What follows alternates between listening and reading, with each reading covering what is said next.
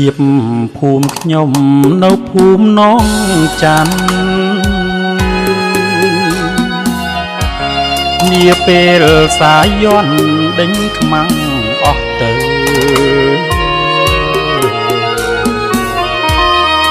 បងប្អូនជាតិខ្មែរក្រាញ់នោនាលនៅអាត្រៀតយប់ជ្រៅចាំនៅការពីស្ត្រី3កូនមួយជាប់នៅនឹងដៃដេញចោលចង់រៃសៀមចិត្តមោហាទឹកភាពឆ្លៀនទីនរាយលួងបន្លារាខ្មែរហាមថ្លាស៊ូមិនដងដៃ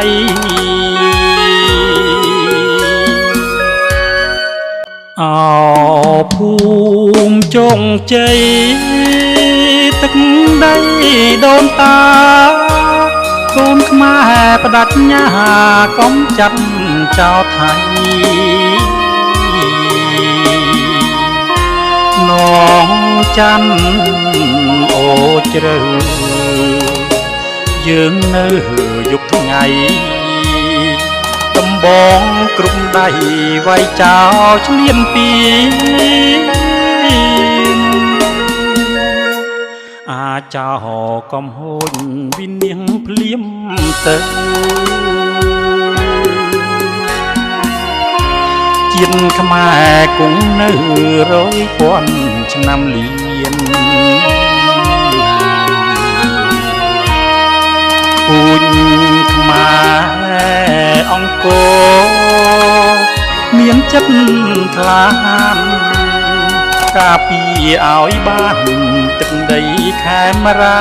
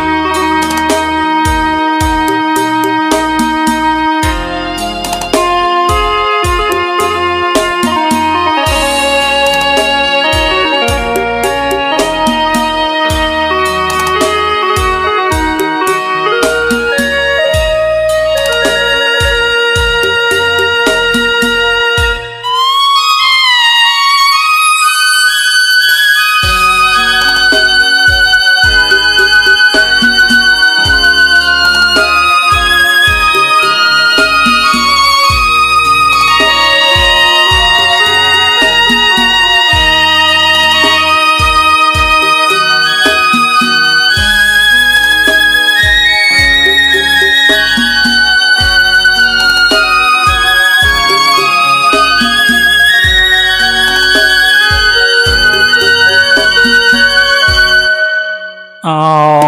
ភូមិចុងជ័យទឹកដីដូនតាកូនខ្មែរបដិញ្ញាកុំចាប់ចោលថៃនងច័ន្ទអូជ្រៅយើងនៅយប់ថ្ងៃដំបងគ្រប់ដៃវាយចោលឆ្លៀនពីអាចោកំហូចវិនាងភ្លៀមទៅជាតិខ្មែរគង់នៅ100,000ឆ្នាំលៀនពូជខ្មែរអង្គរ